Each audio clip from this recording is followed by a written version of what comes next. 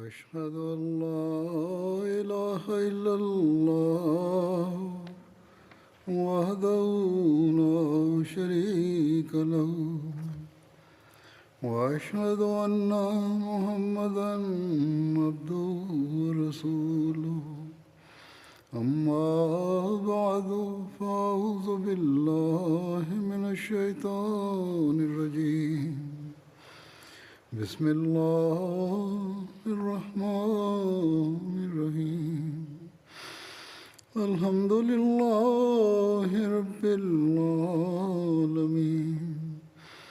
الرحمن الرحيم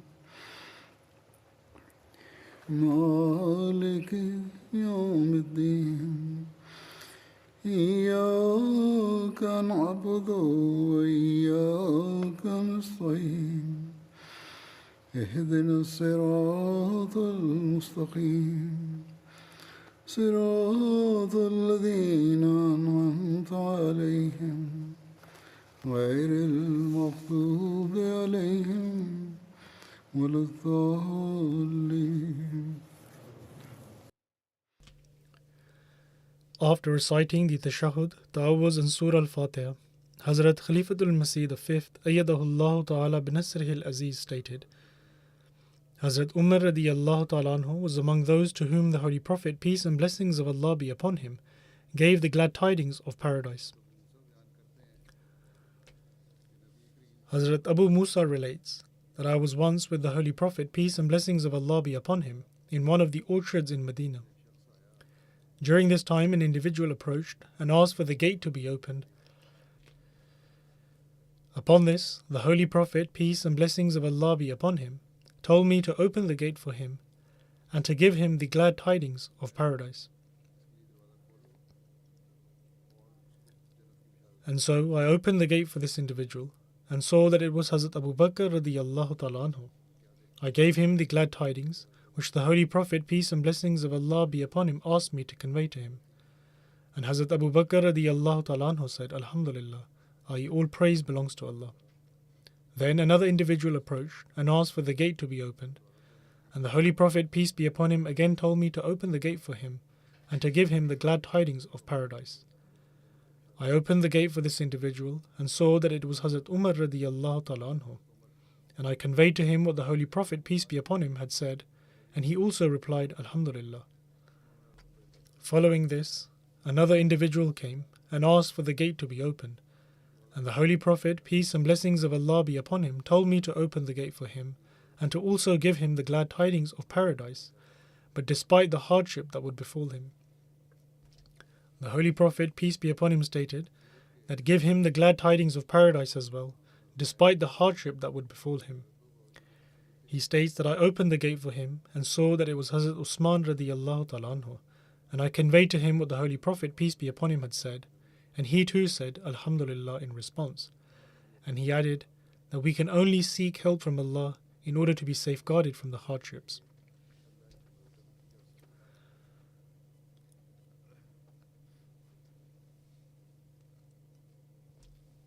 Hazrat Abdul Rahman bin Auf relates that the Holy Prophet, peace be upon him, stated that Abu Bakr is heaven-bound, Umar is heaven-bound, Usman is heaven-bound. The Holy Prophet, peace be upon him, in this particular tradition, is saying this regarding 10 individuals. He states, Ali is heaven-bound, Talha is heaven-bound, Zubair is heaven-bound, Abdul Rahman bin Auf is heaven-bound, Saad bin Abi Waqas is heaven-bound, Sa'id bin Zaid is heaven-bound, and Abu Ubaidah bin al-Jarrah is heaven-bound. Abu Hurairah has related that they were once in the company of the Holy Prophet, peace and blessings of Allah be upon him, and the Holy Prophet, peace be upon him, stated that I was asleep and I saw myself in paradise. And there I saw a lady performing ablution near a palace. I asked who this palace belonged to, and the people there replied that it belonged to Umar bin al-Khattab. However, I was considerate of his feelings and thus returned. Hazrat Umar radiyallahu ta'ala anhu was also sitting there at the time, and when he heard this, he started to cry and submitted, O Prophet of Allah, would I ever feel jealousy towards you in any way? Why did you return from there? You should have granted me your blessings.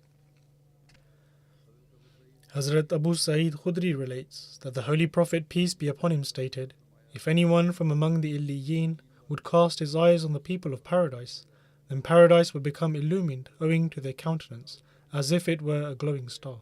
And Hazrat Abu Bakr and Hazrat Umar are among them as well, and how excellent are both these individuals."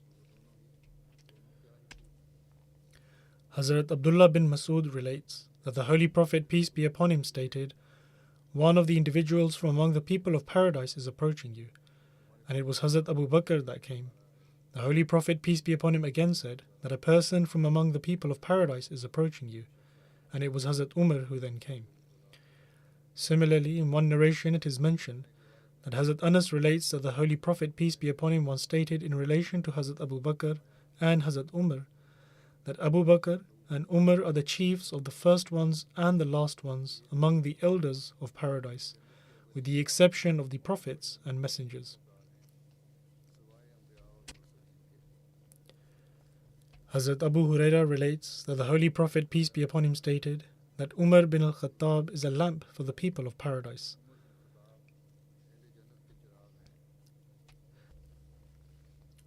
Then in another narration of the Holy Prophet, peace and blessings of Allah be upon him, with regards to the status of Hazrat Umar radiyallahu ta'ala anhu, is as follows. Hazrat Aqwa bin Amir relates that the Holy Prophet, peace and blessings of Allah be upon him, stated that if there was to be a prophet after me, it would most certainly be Umar bin Khattab.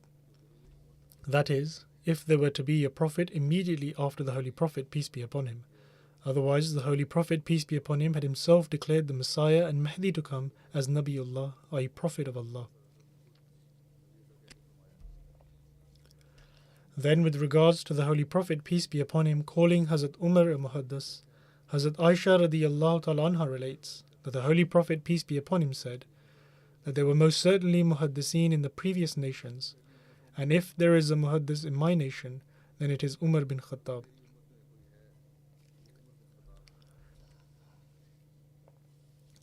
Hazrat Abu Huraira relates that the Holy Prophet, peace and blessings of Allah be upon him, stated that the nations before you had people among them who were Muhaddis, and if there is anyone to attain this rank in my ummah, then it is Umar. Muhaddis are those who are recipients of frequent divine discourse and visions. The Holy Prophet, peace and blessings of Allah be upon him, also stated that among the Bani Israel who came before you, there were individuals with whom Allah spoke to, even though they were not prophets. And if there is someone like this among my ummah, it is Umar. The promised Messiah alayhi salatu wassalam states that God Almighty always uses metaphors and grants one the name of another based on the similarity they possess in their nature, attributes and faculties. Those in the sight of God Almighty who possess the heart of Ibrahim will be deemed as Ibrahim in the sight of God Almighty, and those who possess the heart of Umar Farooq will be deemed as Umar Farooq in the sight of Allah the Almighty. Do you not read the hadith that if there is any muhaddis in this ummah with whom Allah the Almighty speaks to, it is Umar? Now does this hadith mean that there will be no muhaddis after Hazrat Umar radiyallahu ta'ala anhu? Certainly not. In fact, this hadith means that when the need for a muhaddis arises, then one who possesses a similar spiritual condition to that of Umar will become the muhaddis. The promised Messiah alayhi salam further states that this humble one received revelation, Fika maddatun faruqiyya. The full revelation is, Anta muhaddasullah, Fika maddatun faruqiyya. That is, you are a muhaddis, a recipient of divine discourse.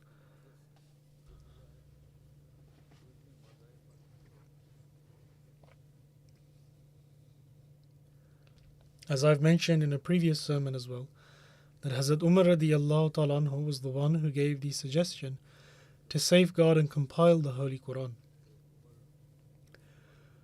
I shall also mention some details here.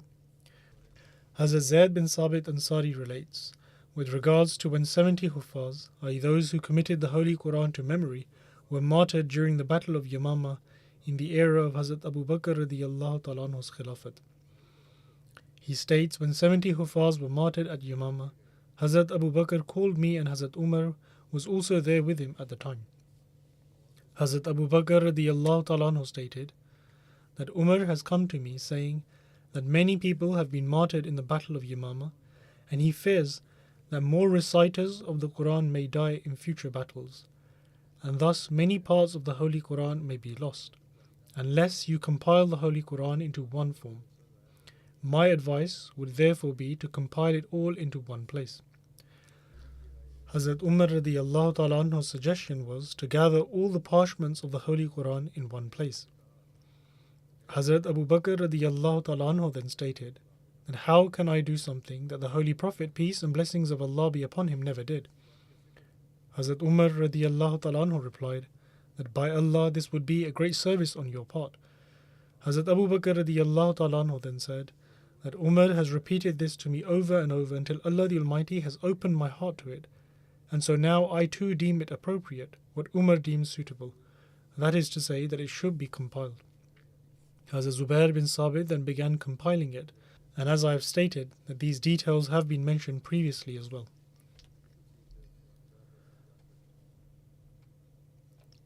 Hazrat Muslim Maud radiyallahu ta'ala anhu has also stated in relation to Hazrat Umar radiyallahu ta'ala anhu's memorization of the Holy Quran. He writes that Abu Ubaidah relates that the following Muhajirin companions of the Holy Prophet, peace and blessings of Allah be upon him, had memorized the Holy Quran. They are Abu Bakr, Umar, Usman, Ali, Talha, Saad, Ibn Mas'ud, Hudhaifa, Salim, Abu Huraira, Abdullah bin Sa'ib, Abdullah bin Umar, and Abdullah bin Abbas.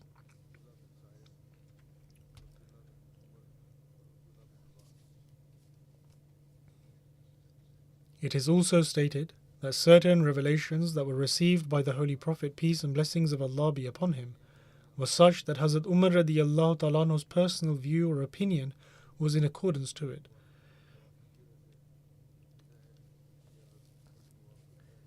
In the Sihah Sitta, i.e. the 6 most authentic books of Ahadith, there is mention of 3 instances where Hazrat Umar radiyallahu ta'ala anhu's view on a matter corresponded to the verses revealed. If one looks at these various narrations of the Sihah Sitta in conjunction, they add up to 7 in total. In one narration of Sahih al-Bukhari it is mentioned that Hazrat Umar radiyallahu ta'ala anhu stated that on 3 occasions my opinion was in accordance with the will of my Lord. Once I said, O Messenger of Allah, we should make the place of Ibrahim a place of worship. And following this, the verse of the Holy Quran was revealed, وَاتَّخِذُوا مِن مَقَامِ إِبْرَاهِيمَ مُصَلَّى.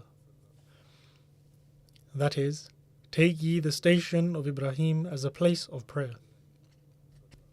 Then, in relation to the verse regarding the observance of the veil for women, I submitted, O Messenger of Allah, I wish you ordered your wives to observe the parda, because among the men are virtuous as well as evil ones who speak to them. Following this, the verse regarding the observance of the veil was revealed. Then once, on the basis of their honor, the wives of the Holy Prophet, peace and blessings of Allah be upon him, came together in a matter with regards to the Holy Prophet, peace be upon him. Upon this I said to them, i.e. the wives, among whom was his own daughter as well, that it may be, if he divorced you all, that his Lord would grant him better wives in your place. And the following verse of the Holy Quran was then revealed. عَسَى رَبُّهُ إِن طَلَّقَكُنَّ أَن يُبْدِلَهُ أَزْوَاجًا خَيْرًا مِنْكُنَّ. That is, it may be that if he divorce you, his Lord will give him instead wives better than you. Then there is a narration of Sahih Muslim in which Hazrat Ibn Umar relates that Hazrat Umar radiyallahu ta'ala anhu stated that there were 3 occasions when my view on a matter was in accordance to the will of my Lord, that is, the station of Ibrahim, the observance of the veil, and in the case of the prisoners of Badr. However, the narration regarding the prisoners of Badr is incorrect, and Hazrat Muslim Maud radiyallahu ta'ala anhu has explained this at length, and Hazrat Mirza Bashir Ahmad Sahib has also written about this whilst presenting various evidences, and also various earlier scholars and commentators of the Holy Quran have written about it, and proven that the narration regarding the punishments given to the prisoners of Badr is incorrect, and I have also given details about this in a previous sermon. Then there is mention in Sahih Muslim with regards to Hazrat Umar's view to not lead the funeral prayer of the hypocrites, being in accordance with the Quranic revelation. Hazrat Ibn Umar narrates that when Abdullah bin Ubay bin Salul died, his son Abdullah bin Abdullah went to the Holy Prophet, peace be upon him, and requested the Holy Prophet, peace be upon him, to grant him his upper garment as a burial cloth for his father. The Holy Prophet, peace be upon him, granted him the cloth, and he then requested the Holy Prophet, peace be upon him, to lead his funeral prayer. The Holy Prophet, peace be upon him, went to lead the funeral prayer, upon which Hazrat Umar radiallahu ta'ala anhu stood up and held the cloth of the Holy Prophet, peace be upon him, and submitted, O Messenger of Allah, you are about to lead his funeral prayer, even though Allah the Almighty has forbidden you from doing so. In response, the Holy Prophet, peace and blessings of Allah be upon him, stated, Allah the Almighty has given me the choice, and He has stated that ask thou forgiveness for them, or ask thou not forgiveness for them, even if thou ask forgiveness for them 70 times. The Holy Prophet, peace be upon him, stated that therefore I will seek forgiveness more than 70 times. Upon this, Hazrat Umar radiallahu ta'ala anhu submitted that he, i.e. Ubay bin Sulul, was a hypocrite. However, the Holy Prophet, peace be upon him, still led the funeral prayer. Thereafter, Allah the Almighty revealed the following verse, that is, and never pray thou for any of them that dies, i.e. the hypocrites, and never pray at their graves. Then, in relation to the prohibition of alcohol, there is mention in Sunan at-Tirmizi of Hazrat Umar radiallahu ta'ala anhu's opinion on the matter being in accordance to Allah the Almighty's revelation. Hazrat Umar bin al-Khattab prayed, O Allah, grant us a conclusive decision with regards to alcohol. And then the following verse of Surah Al-Baqarah was revealed. That is, that they ask thee concerning wine and the game of hazard. Say, in both there is great sin, and also some advantages for men, but their sin is greater than their advantage. When this verse was revealed, it was recited to Hazrat Umar radiallahu ta'ala anhu, and having heard it, Hazrat Umar radiallahu ta'ala anhu stated that, O Allah, grant us a clear commandment in relation to alcohol. And so the following verse of Surah An-Nisa was revealed. That is, O ye who believe, approach not prayer when you are not in full possession of your senses, until you know what you say.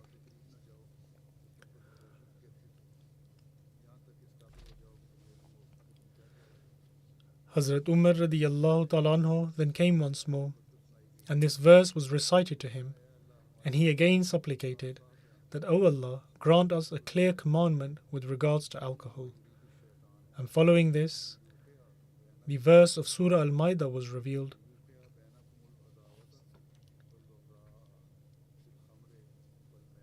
That is, Satan desires only to create enmity and hatred among you by means of wine and the game of hazard, and to keep you back from the remembrance of Allah and from prayer. But will you keep back? Hazrat Umar radiallahu ta'ala anhu then came once again, and this verse was recited to him, upon which he stated that surely we will refrain from this, surely we will refrain from this. Aside from the narration in the Sahih Sitta regarding these instances of agreement, historians have recorded a number of other incidents of such agreements, and Allama Suyuti Sahib has recorded 20 such incidences. The promised Messiah ﷺ states, one can understand how high the rank of Hazrat Umar was among the companions, that at times the verses of the Holy Quran would be revealed which were in line with his view. There is a hadith in which it is mentioned that Satan flees from the shadow of Hazrat Umar, and in another hadith it is mentioned that if there were to be a prophet after me, it would be Umar. And thirdly, there is the hadith in which it is stated that Muhaddiseen, i.e. those blessed with converse with God, have continued to appear in previous nations, and if there is a Muhaddis in my nation, it is Umar. Then there is a narration about how the Holy Prophet, peace and blessings of Allah be upon him, would accept the counsel of Hazrat Umar radiallahu ta'ala anhu regarding expeditions. And this narration is reported by either Hazrat Abu Hurairah or Hazrat Abu Sa'id. The narrator, Amish, was in doubt as to who exactly reported this narration. But in any case, it is narrated that when the Battle of Tabuk was ongoing, many people were extremely hungry, and they sought permission from the Holy Prophet, peace be upon him, to slaughter their camels that were used to carry water as a food source and utilize their fat. The Holy Prophet, peace be upon him, granted them permission. And upon this, Hazrat Umar arrived and humbly submitted, O Messenger of Allah, if you allow this, then the number of mounts will decrease. Instead, you could ask everyone to bring their food provisions and whatever they have to eat, and pray on the combined food for blessings. And it may so happen that Allah the Almighty bestows His blessings upon it. The Holy Prophet, peace be upon him, agreed with this suggestion. The narrator continues that the Holy Prophet, peace be upon him, sent for a leather spread and laid it out and asked for the little provisions of food that remained to be brought. The narrator further states that some brought a handful of corn bulbs or dates, and others brought pieces of bread, etc., to the point that some small amounts of food were collected on the spread. The Holy Prophet, peace be upon him, then prayed for the food to be blessed, and he then instructed everyone to fill their dishes with it. The people began to fill their dishes until every single dish in the army was full, and everyone ate to their fill, and there were leftovers too. The Holy Prophet, peace be upon him, then stated that he bears witness that there is none worthy of worship except Allah, and that He is Allah's messenger, and whoso goes before God while doubtlessly bearing witness to these two things, he will not be prevented from paradise. This narration was from Sahih Muslim, and the same narration is reported in Bukhari by Yazid bin Abi Ubaid on the authority of Hazrat Salma bin Aqwa radiyallahu ta'ala anhu. He narrates that during a journey the people's provisions had depleted, and they sought permission from the Holy Prophet, peace be upon him, to slaughter their camels. The Holy Prophet, peace and blessings of Allah be upon him, granted them permission to do so. Following this, Hazrat Umar radiyallahu ta'ala anhu came to them and was informed of what happened, and upon this he asked them how they would survive after consuming their camels. Hazrat Umar radiyallahu ta'ala anhu then went to the Holy Prophet, peace be upon him, and asked as to how they would survive after consuming their camels. The Holy Prophet, peace be upon him, replied that he should announce to the people to bring their remaining provisions together. The Holy Prophet, peace be upon him, then prayed and blessed those remaining provisions, and he called for the people to bring their dishes, and they began to fill them. When they had finished, the Holy Prophet, peace be upon him, said that he bears witness that there is none worthy of worship except Allah, and that He is Allah's messenger. Hazrat Umar radiyallahu ta'ala anhu also saw a dream about the initiation of the azan, i.e. the call to prayer. Hazrat Muslim Maud radiyallahu ta'ala anhu states that the revelation of Allah the Almighty descended upon the companions, and in the time of the Holy Prophet, peace be upon him, Hazrat Abdullah bin Zayd, who was a companion, was taught the azan by Allah the Almighty through revelation. And the Holy Prophet, peace be upon him, established the practice of azan amongst the Muslims based on the revelation vouchsafed to him. Afterwards, a Quranic revelation also testified to this. Hazrat Umar radiyallahu ta'ala anhu says that he too was taught the very same azan but remained silent for 20 days because another person had already mentioned it to the Holy Prophet, peace be upon him. In another narration, Hazrat Umar radiyallahu ta'ala anhu stated that an angel taught him the azan whilst he was partially asleep. This is what Hazrat Umar radiyallahu ta'ala anhu reports, that he was still partially awake at the time. The following narration from Sunan at-Tirmidhi is one that I have mentioned before as well, but I will mention it once again. The concluding words in the narration tell us that according to the Holy Prophet, peace be upon him, the dream of Hazrat Umar held great importance. Muhammad bin Abdullah bin Zayd narrates from his father, who stated that I came to the Holy Prophet, peace be upon him, in the morning and recounted my dream to him. The Holy Prophet, peace be upon him, said that indeed this revelation is true. He instructed that I go and relay what I had received to Hazrat Bilal, because he possessed a louder and longer tone, and he should proclaim these words aloud. Hazrat Abdullah bin Zayd continues that when Hazrat Umar heard the azan of Hazrat Bilal at the time of prayer, he came to the Holy Prophet, peace and blessings of Allah be upon him, whilst dragging his mantle, and he said, O Messenger of Allah, I swear by him who has sent you with the truth, that surely I have also seen what was said in the azan. The narrator states that upon this, the Holy Prophet, peace and blessings of Allah be upon him, stated that all praise is due to Allah. For this is an even stronger statement. In other words, this meant that the matter was further affirmed.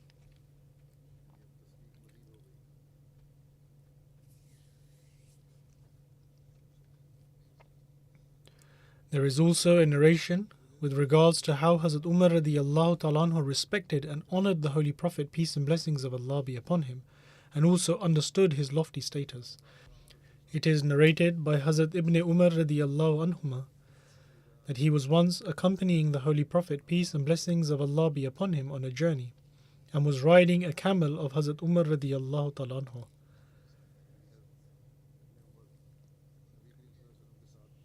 And the camel would not remain in control.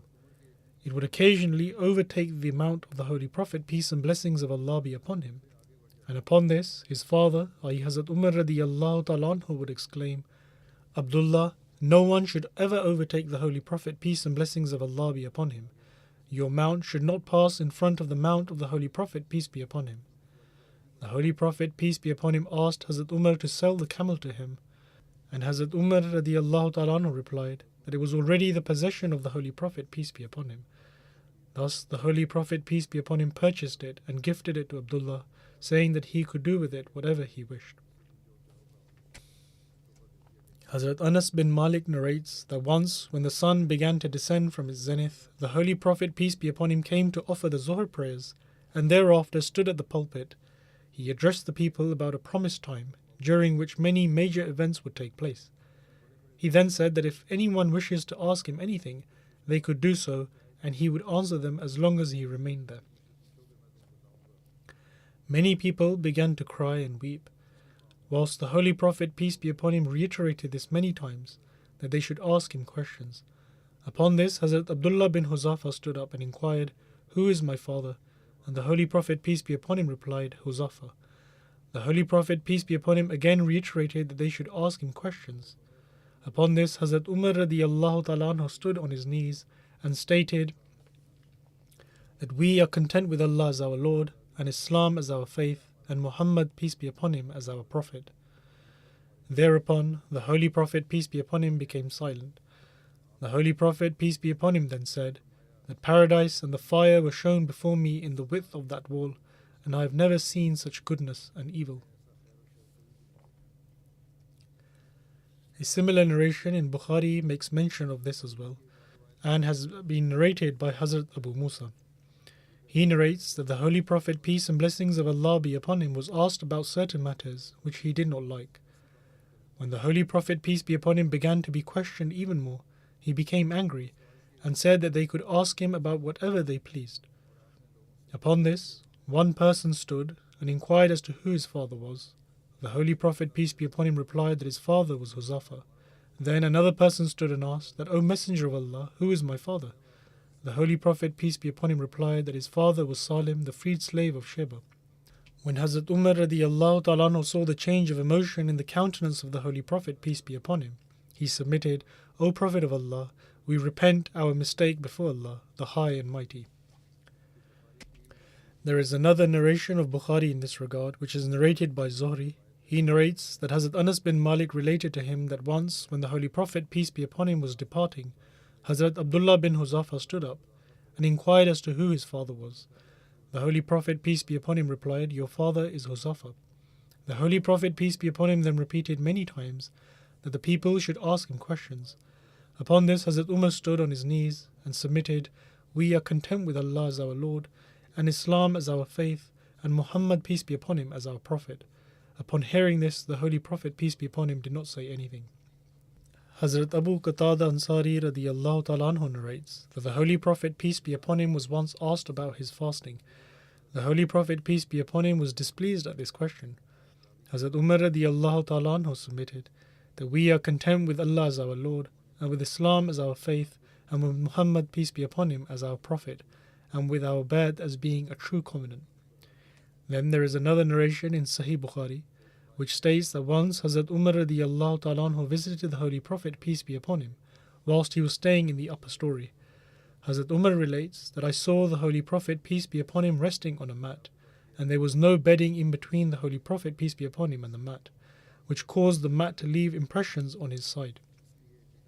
He was reclining on a leather pillow filled with bark made from a date palm, and when I looked towards the Holy Prophet, peace be upon him's residence, by Allah, I saw nothing but 3 raw hides.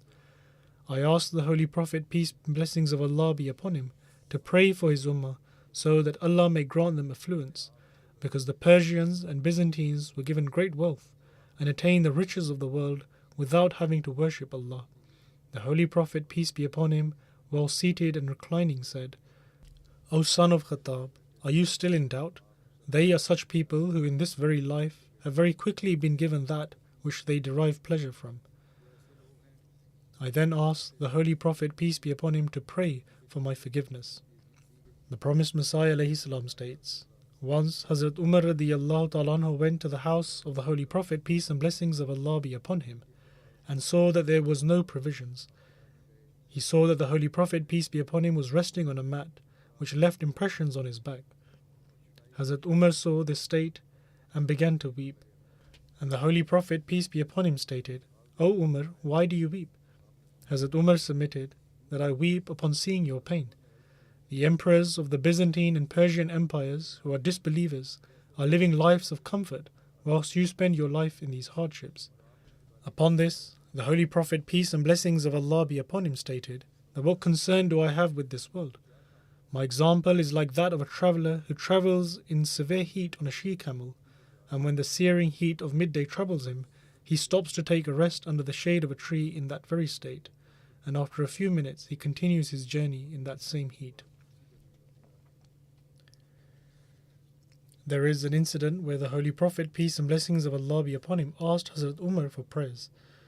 Hazrat Umar states that I requested the Holy Prophet, peace be upon him, for permission to perform the Umrah, i.e. the lesser pilgrimage, and the Holy Prophet, peace be upon him, granted me permission and said, My brother, do not forget us in your prayers. Hazrat Umar radiyallahu ta'ala anhu states that even if I was given everything in the world in exchange for these words, it would not make me nearly as happy. According to another narration, the words were that, O my brother, include us in your prayers.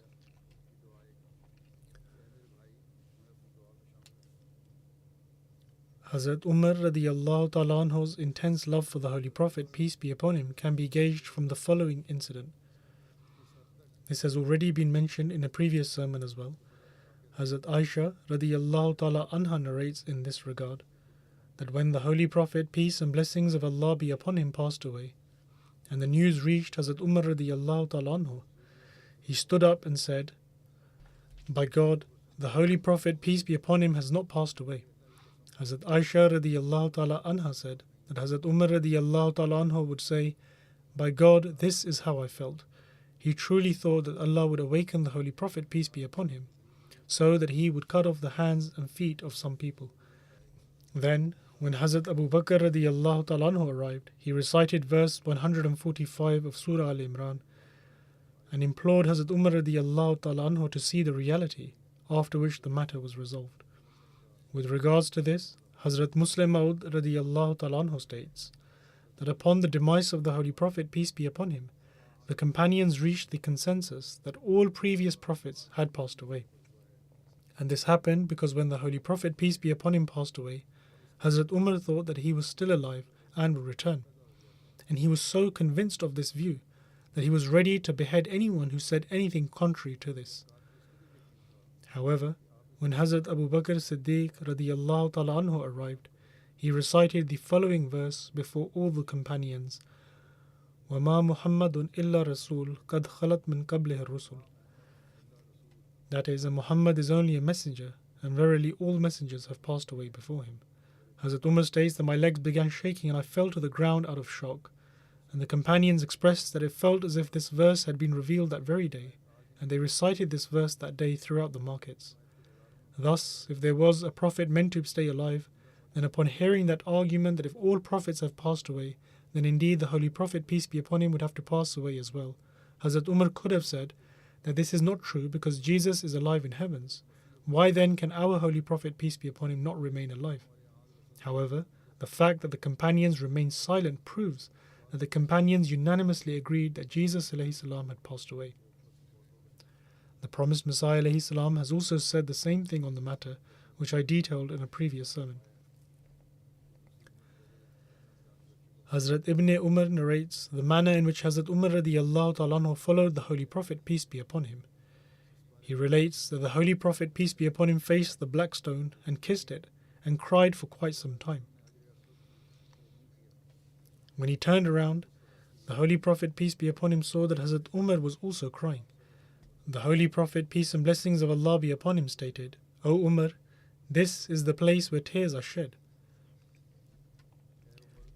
Abis relates from Hazrat Umar radiyallahu ta'ala anhu that he went to the black stone and kissed it, and he said that I am aware that you are nothing but a stone which can neither harm or provide any benefit. And had I not seen the Holy Prophet, peace be upon him, kissing you, then I would never have kissed you. Hazrat Muslim Maud radiyallahu ta'ala anhu states that once Hazrat Umar radiyallahu ta'ala anhu was performing the tawaf, i.e. circulating the Kaaba, when he passed by the black stone, and he struck it with his stick and said that I am aware that you are a stone and possess no power within yourself. However, I kiss you only because God has commanded so. Such was his passion for the unity of God which elevated him in the world. He was entirely devoted to the unity of God and could not bear for anything else to be associated with his powers. Certainly he honored the black stone, but only because it was the commandment of Allah the Almighty to honor it, and not because there was anything intrinsically special about the black stone.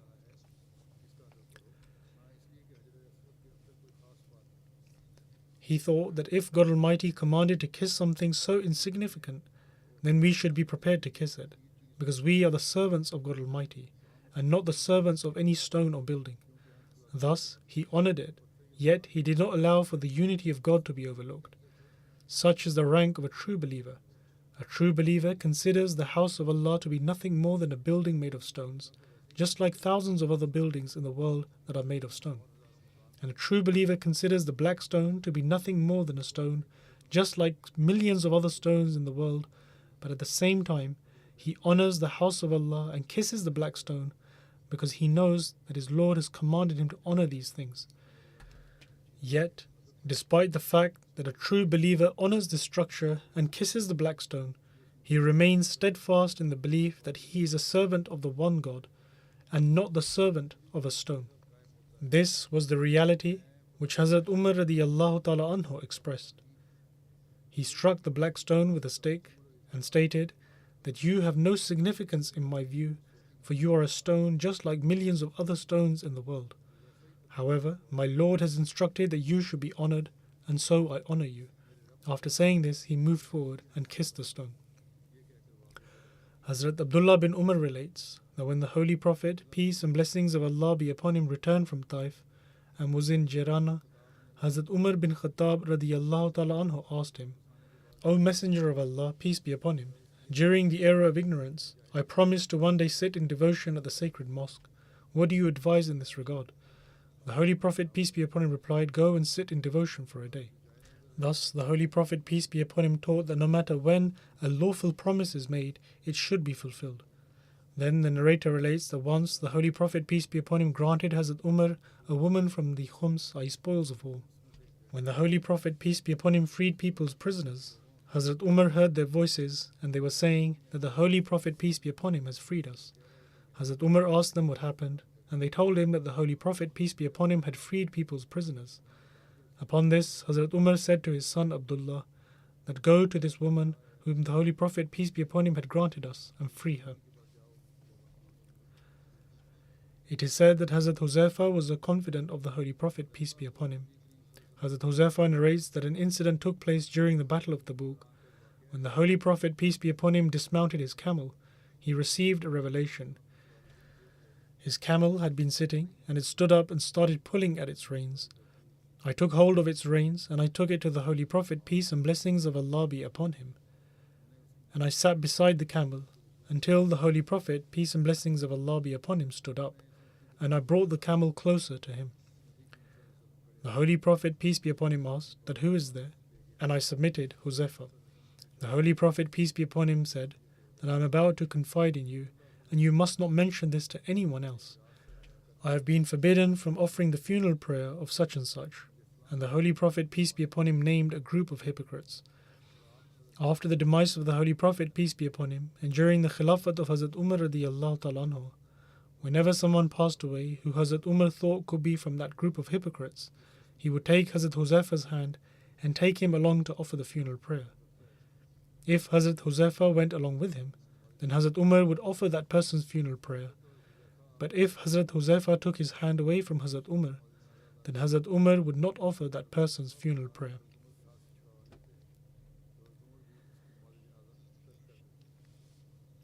With regards to Hazrat Umar radiallahu ta'ala anhu practically fulfilling a prophecy of the Holy Prophet, peace be upon him, the promised Messiah alayhi salam states that Hazrat Umar, who was full of truth and sincerity, had the pleasure of becoming the second Khalifa. In this way, every companion was fully honored, and they received the wealth and the women of the royal courts of Caesar and Chosroes. It is recorded that a companion went to the court of Chosroes, whose workers set up chairs of gold and silver in order to display their grandeur. The companion said that they were not overawed by this wealth, because they had been promised to receive the bangles of Chosroes. Hence, Hazrat Umar radiallahu ta'ala anhu had a companion wear those bangles so that the prophecy would be fulfilled. In relation to this, Hazrat Muslim Maud radiallahu ta'ala anhu states that it is not permissible for men to wear gold. However, Hazrat Umar gave a companion the bangles of Chosroes to wear, but the companion refused. Hazrat Umar told him off and said that the Holy Prophet, peace be upon him, had said that I see the bangles of Chosroes in your hands. Similarly, when Chosroes' crown and silk garments were received as spoils, Hazrat Umar instructed someone to wear the garments and crown, and when he wore it, Hazrat Umar began to cry and stated, only a few days ago, Chosroes was wearing these garments, wearing this crown on his head, and was dictating over the country of Iran. And today he is running through the jungles. This is the state of the world. On the surface, some may think that what Hazrat Umar did was not correct, because it is not permissible for men to wear silk and gold. However, Hazrat Umar had someone wear gold and silk only for a few minutes in order to teach a virtuous lesson. Therefore, the essence was to establish taqwa, i.e. righteousness for the sake of Allah, and all commandments are for this purpose. If, in order to establish taqwa for the sake of Allah, one must leave something that is considered to be a form of worship, then doing so would be a means of reward. Hazrat Abdullah bin Umar narrates that the Holy Prophet, peace be upon him, said that I was shown in a dream that I was standing beside a well, and I used the bucket that was hanging there to draw water out. In the meantime, Abu Bakr radiallahu ta'ala anhu came, and he drew 1 or 2 buckets of water, and it seemed as if he was doing it with great difficulty due to weakness, and that Allah would cover up his weaknesses and forgive him. Then Umar bin Khattab arrived, and the bucket became larger, and I never knew such a mighty person as Umar, who could perform such a monumental task. He drew so much water that everyone was satiated, and then went back to their own dwellings.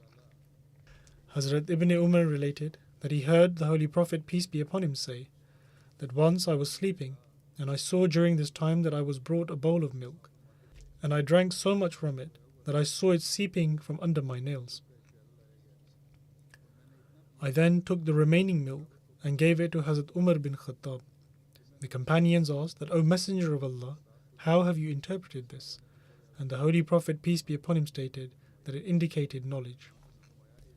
Hazrat Zainul Abidin Waliullah Shah Sahib writes in the commentary of this hadith that Fazlul Ilm here does not mean the excellence of knowledge, rather it refers to the knowledge that still remains.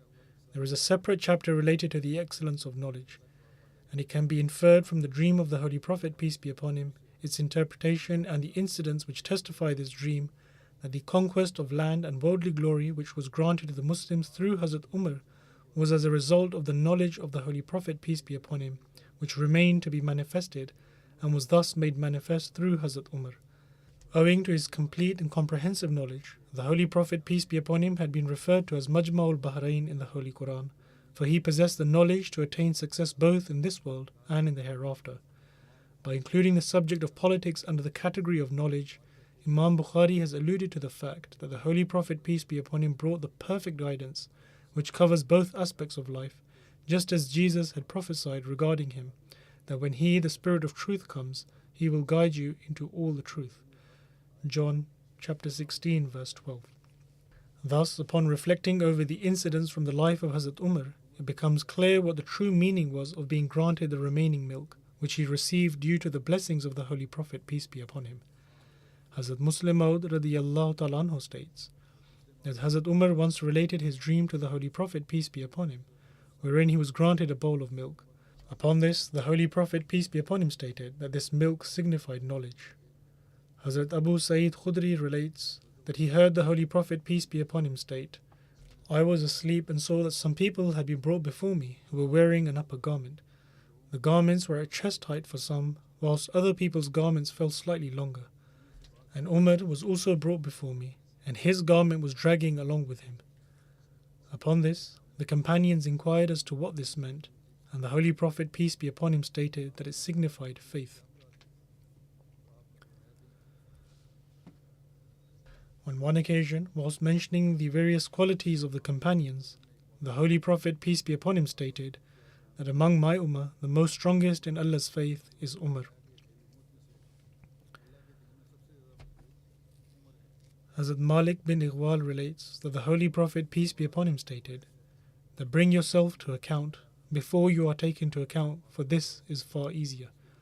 Or he stated that this is a far easier assessment to make.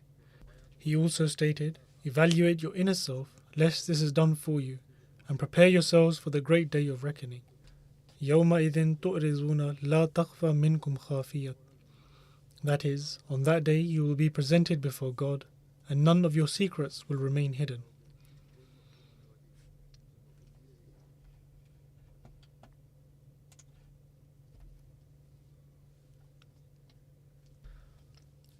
Whenever Hazrat Hassan would mention Hazrat Umar radiyallahu ta'ala anhu, he would say that by God, though he was not amongst the very first people to accept Islam, and nor was he the most superior amongst those who spent in the way of Allah, however, he had no desire for worldly things, and was most strict in implementing the instructions of Allah the Almighty amongst people, and he never feared the reproach of any fault finder.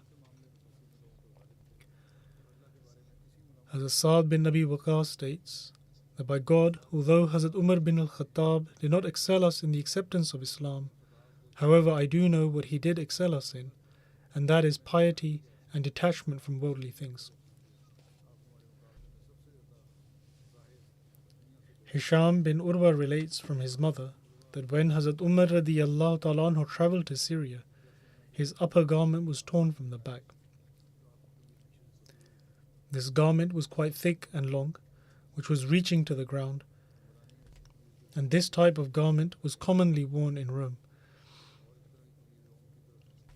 Hazrat Umar radiyallahu ta'ala anhu sent this garment to the people of Azriyat or Ella. Ella is a town situated on the coast of the Red Sea, which is next to Syria. In any case, the narrator states that he washed this garment and patched it, and also prepared a new garment of a thin white cloth made from cotton.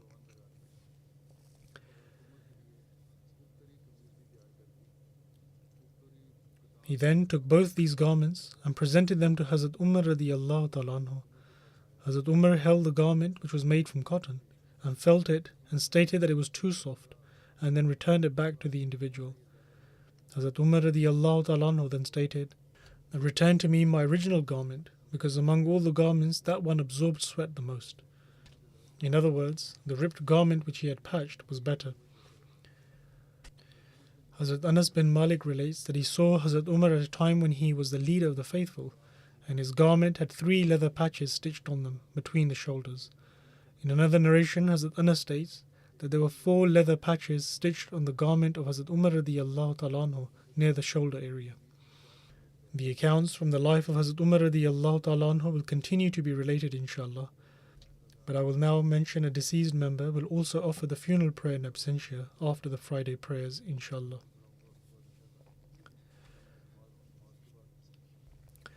Dr. Tasir Mujtaba Sahib, who was serving as a doctor at the Fazl Umar Hospital, passed away a few days ago at the age of 70. Inna lillahi wa inna ilayhi raji'un. Verily to Allah we belong, and to Him shall we return. Although he was suffering from various ailments, however, he suddenly fell ill, and his condition deteriorated, following which he passed away. Inna lillahi wa inna ilayhi raji'un. Verily to Allah we belong, and to Him shall we return. Ahmadiyyat entered the family of Dr. Sahib through his father's cousin, Sayyid Fakhrul Islam Sahib, who was a companion of the promised Messiah alayhi salam. However, Dr. Tasir Mujtaba Sahib's father, Ghulam Mujtaba Sahib, accepted Ahmadiyyat in 1938 whilst he was still a student. Later, when Hazrat Khalifatul Masih III rahimahullah called upon people to dedicate their lives under the Nusrat Jahan scheme, Dr. Tasir Mujtaba Sahib's father, Dr. Ghulam Mujtaba Sahib, was working as a civil surgeon in Karachi at the time, and he took his pension on that very date and then dedicated his life and travelled to Africa in 1970 and continued to serve there till 1999, including Ghana, Nigeria and Sierra Leone.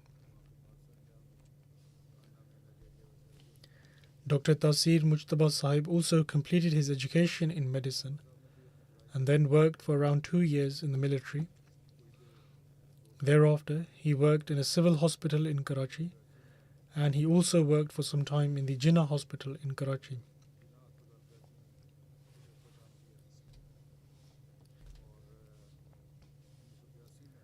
In 1982, Dr. Tasir Mujtaba Sahib did work for 3 years and was then posted to Ghana. There he served in a hospital in Techiman, and he also had the opportunity to serve in a hospital in Asokore, which his father had started. And he served at this hospital along with his father for 3 years and was also trained in surgery by his father, who was a very good surgeon.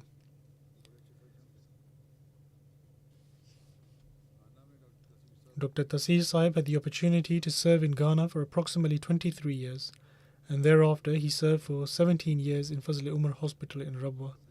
Thus his total years of service spanned approximately 40 years. He was married to Amatul Rauf Sahiba, daughter of Sayyid Dr. Muzaffar Shah Sahib, and Sahibzadi Amatul Hakim Sahiba, who was the daughter of Hazrat Muslim Maud radiyallahu ta'ala anhu.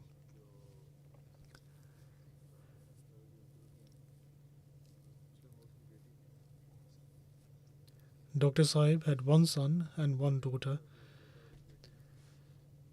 His wife, Amatul Rauf Sahiba, states that when I went to visit him during his days of illness, he asked me to convey his salam to Hazur. He sent me his greetings of salam. She states that, however, this time he said it in a manner which seemed as if he was conveying his final salam. She further writes that once in Ghana he fell extremely ill and spent the night in great pain, and his condition was extremely severe.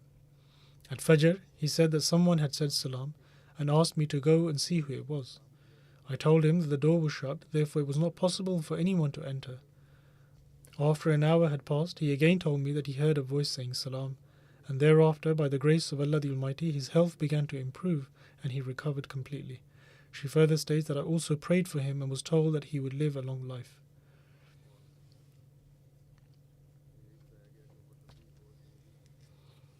His wife further states that he was a very humble, selfless and kind person. He never spoke ill of anyone or backbite, and also never complained about anyone, and if someone else ever did, he would always remain completely silent.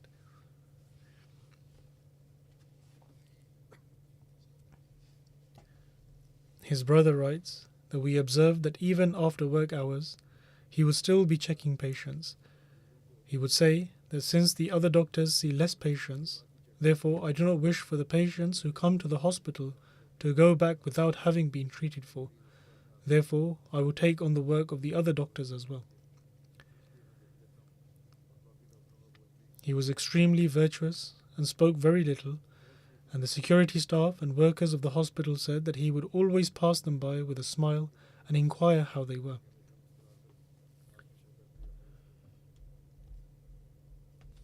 He would always show kindness to the patients, and particularly to the Ahmadi members. And if someone came to him after the hospital hours, he would often check them without taking any fee.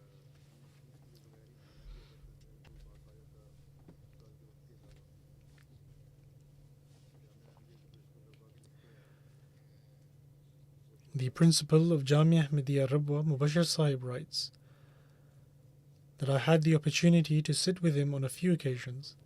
He spoke very little and would speak in a very soft, kind, loving and humble manner.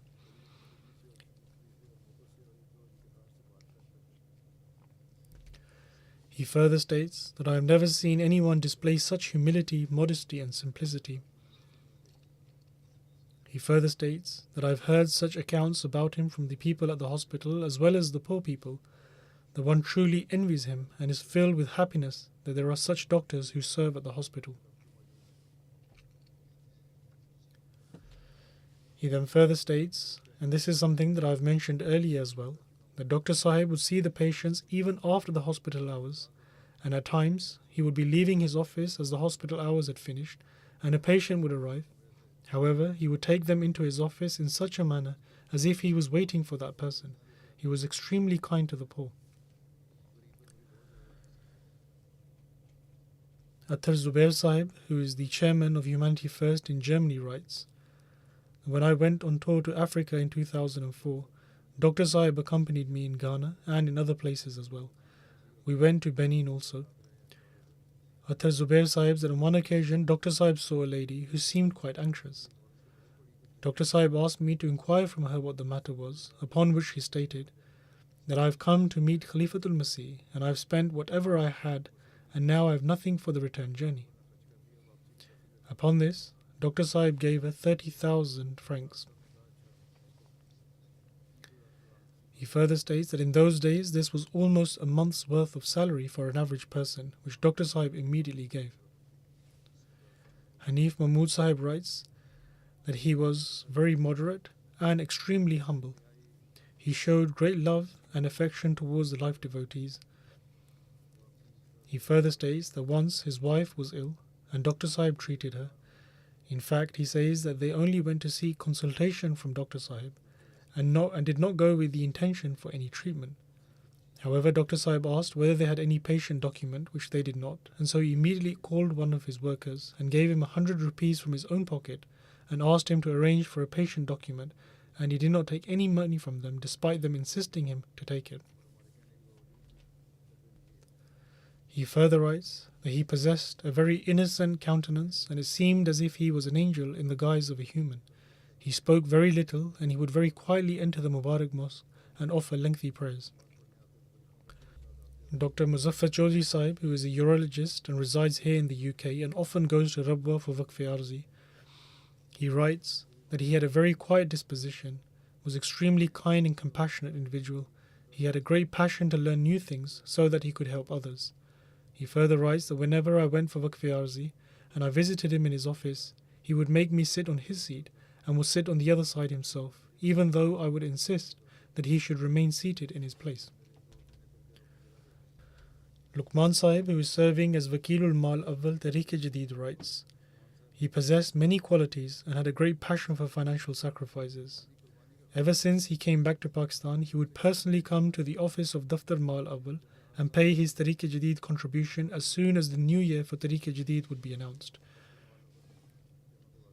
He further writes, although he was a doctor by profession, however, his primary objective was always to serve humanity.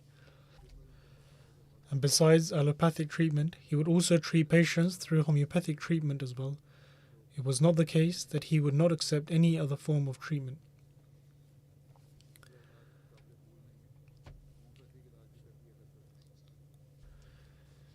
Dr. Naim Sahib, who is currently in charge of the hospital in Asokore, writes that Dr. Sahib served as a missionary doctor for approximately 21 years in Asokore.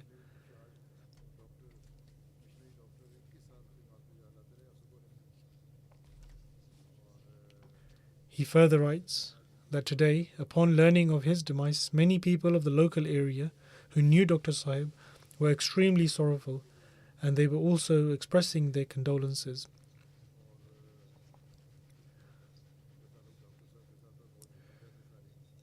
They said that Dr. Sahib had a very simple disposition, spoke very little and always remained occupied in his work. He greatly looked after the poor and was very hospitable. Besides secular knowledge, he also had a great passion in reading the literature of the Jamaat and the books of the promised Messiah alayhi salatu wassalam. Dr. Naim Sahib further writes, there is no doubt that Dr. Sahib rendered an excellent service in the field of surgery at the Asokore Hospital, and we are witnessing the fruits of this even today in the form of patients who come from various countries of West Africa in order to receive treatment and cure, and they mention the name of Mujtaba in their simple African dialect. His name was Tasir Mujtaba, but was known as Dr. Mujtaba. His father initially served at the hospital for a few years, and Dr. Sahib was then referred to by the same name. He states that Dr. Sahib also built a beautiful mosque in the compound of the hospital.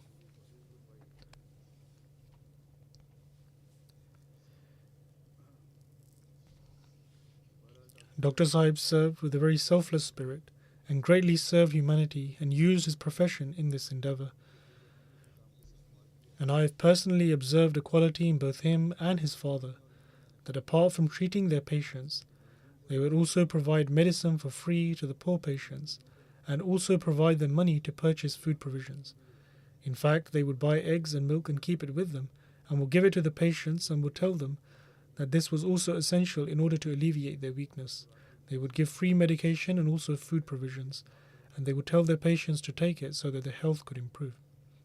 Dr. Ghulam Mujtaba Sahib also rendered a great service in Ghana, but Dr. Tasir Mujtaba Sahib developed the scope of this service even further. I also personally know of many Ghanaians who would praise him for his services. In any case, he served with a true spirit of waqf,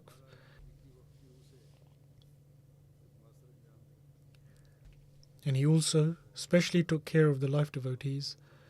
Whenever they would go to him, he would take special care of them and invite them to his house. And when Hazrat Khalifatul Masih IV Rahimahullah went to Africa on his tour, he also stayed at his house. And hospitality was a notable quality of his.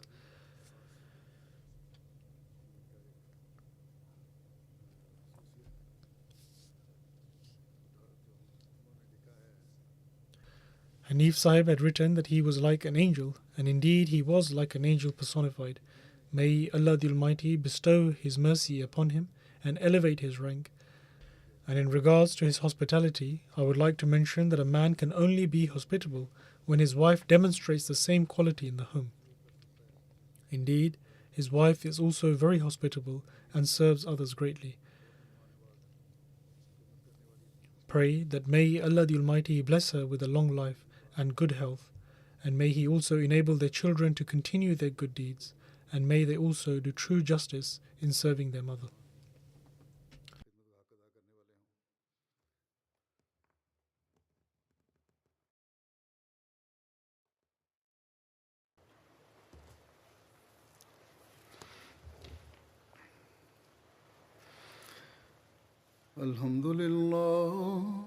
الحمد لله نحمده ونستعينه ونستغفره ونؤمن به ونتوكل عليه ونعوذ بالله من شرور أنفسنا ومن سيئات أعمالنا من يهده الله فلا مضل له ومن يضلل فلا هادي له ونشهد أن لا إله إلا الله ونشهد أن محمدا عبده ورسوله عباد الله رحمكم الله إن الله يأمر بالعدل والإحسان وإيتاء ذي القربى وينهى